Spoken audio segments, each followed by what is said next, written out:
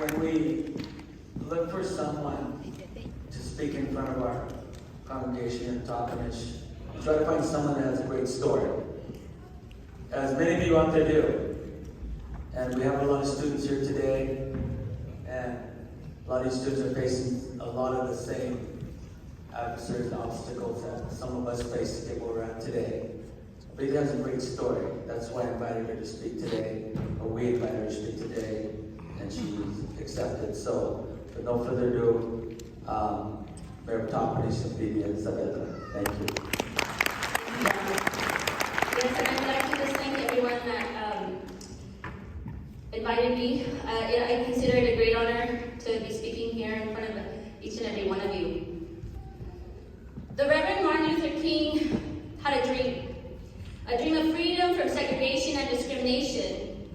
In other words, he had a dream that all Americans, white, black, and everyone in between, equally had the right to life, liberty, and the pursuit of happiness, which is stated in the U.S. Constitution and Declaration of Independence.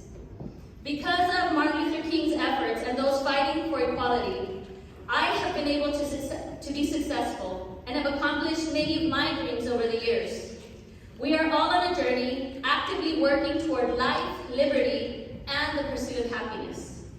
Today, allow me to share my journey with the purpose of encouraging, inspiring, uniting, and reminding us of how Martin Luther King's efforts have been a stepping stone for my own success and for your success.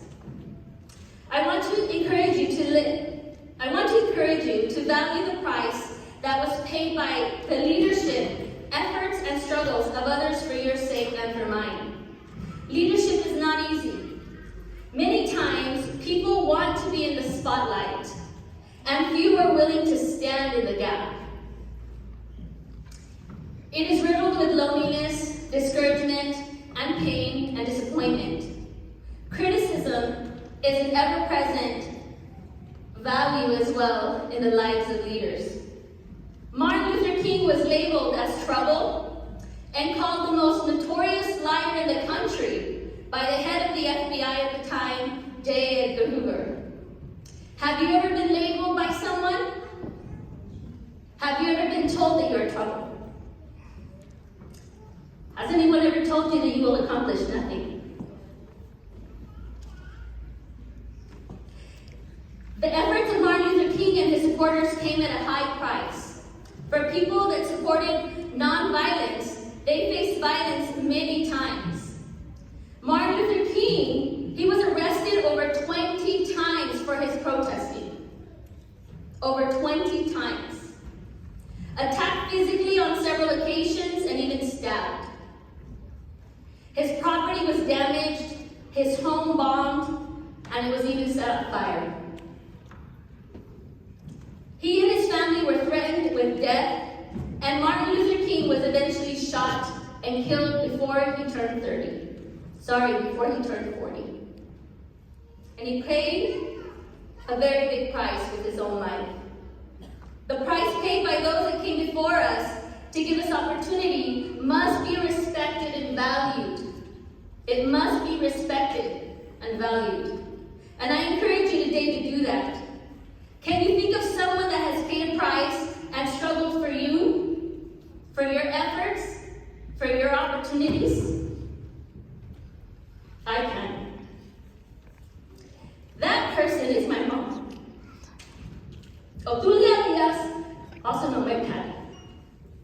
My mom, an immigrant that came to this country, a single mom, raised 10 children, self-taught English, and educated at 48 years of age, never having a formal education in her life.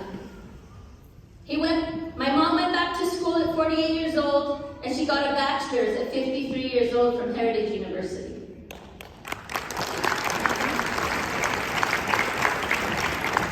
Today, my mom is here.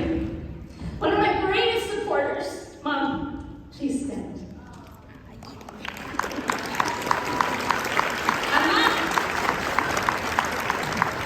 My success is directly connected to my mom's efforts, her struggles, and the prices she paid.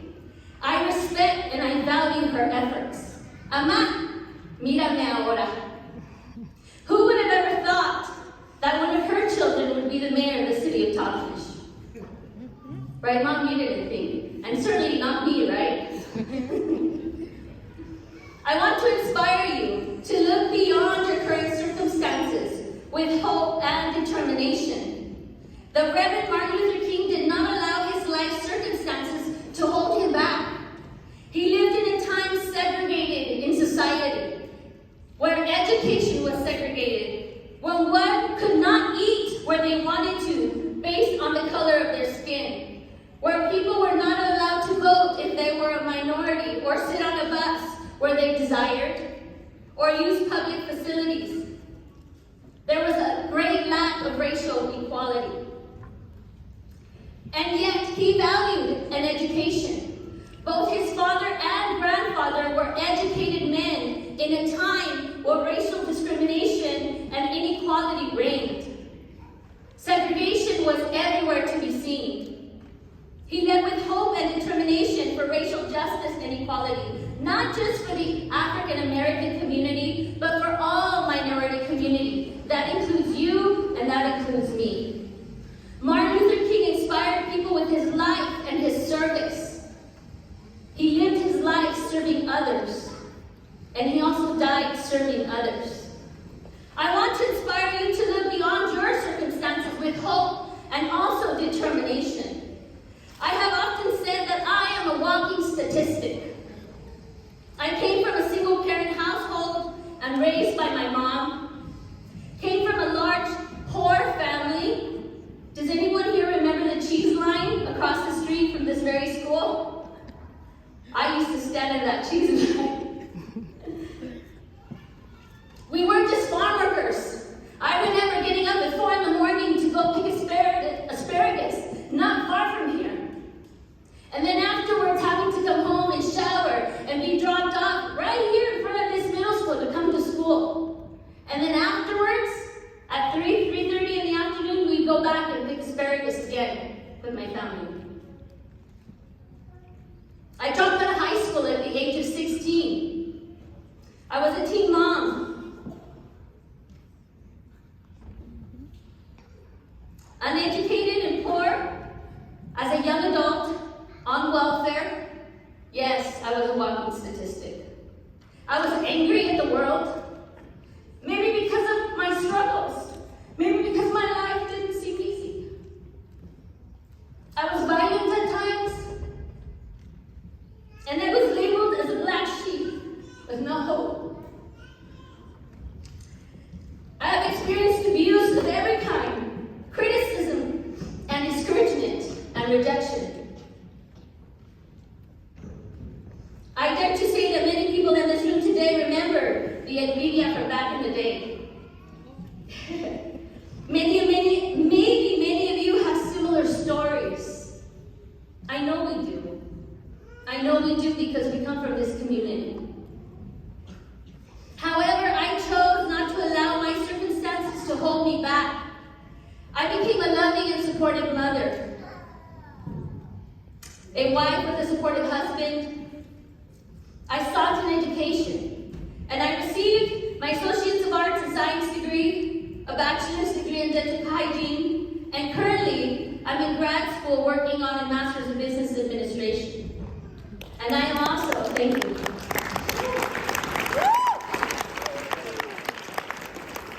And I am also the mayor of the city of Toppenish. Again, who would have thought that little old me would be standing here before you today? Unified. I want to invite you to unite and respect one another rather than focus on our differences.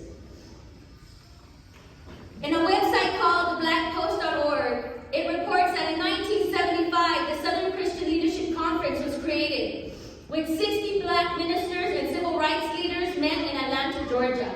They were dedicated to abolishing, legalizing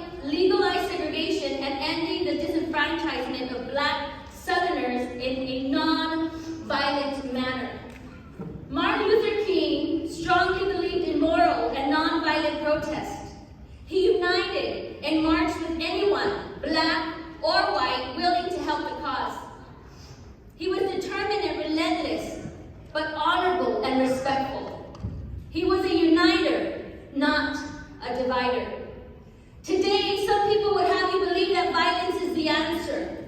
They want us to believe that burning down towns, businesses, property, and attacking others is a way of gaining respect and being heard. But that is not the case.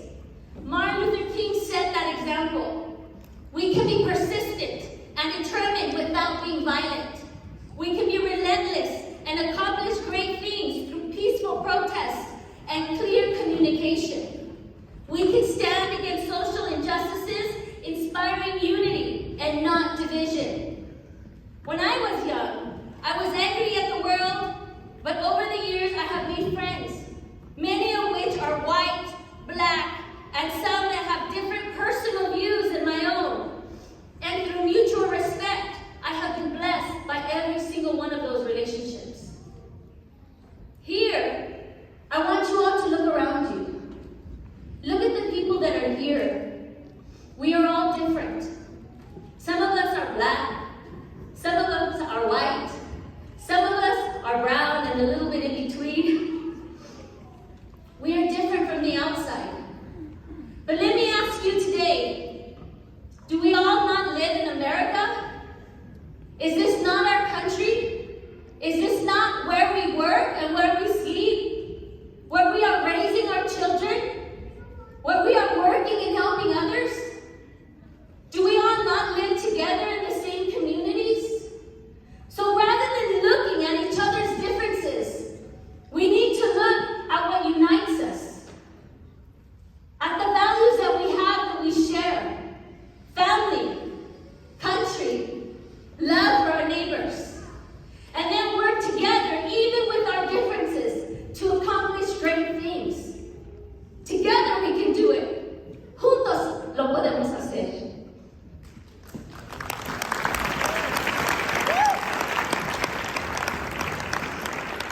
I want to remind you of your value and your purpose today. Dr. Martin Luther King was a man of God that valued moral living and peace.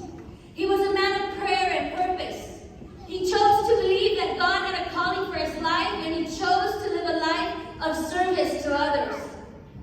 He once said, life's most persistent and urgent question is, what are you doing for others? I want to remind you today that your life has value and purpose. You are important. We are all fearfully and wonderfully made. If you can understand that, then you will live a happier life. You are important. You are needed. And you can do great things if you choose to live boldly and fearlessly. Even if you are afraid.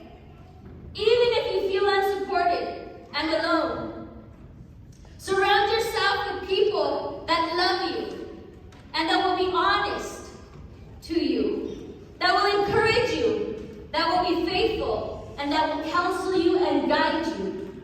Surround yourself with mentors and people that can help you along the way. Don't think you have to do it alone. You don't have to.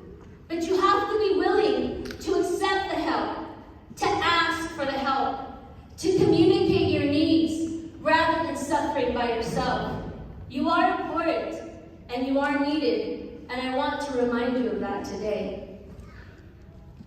In closing, I hope that sharing my own journey with you today will encourage you, will inspire you, will help unite, and will remind you to work hard, to be driven. Don't give up, serve others, make the most of your life. And in Martin Luther King's own words, there is nothing greater in all the world than freedom. It's worth going to jail for. It's worth losing a job for. It's worth dying for. My friends, go out this evening determined to achieve this freedom. So today, I remind you, go out and do the very best that you can. Serve others with love. And find your own purpose in life. You are called to do great things. God bless you guys today, and thank you.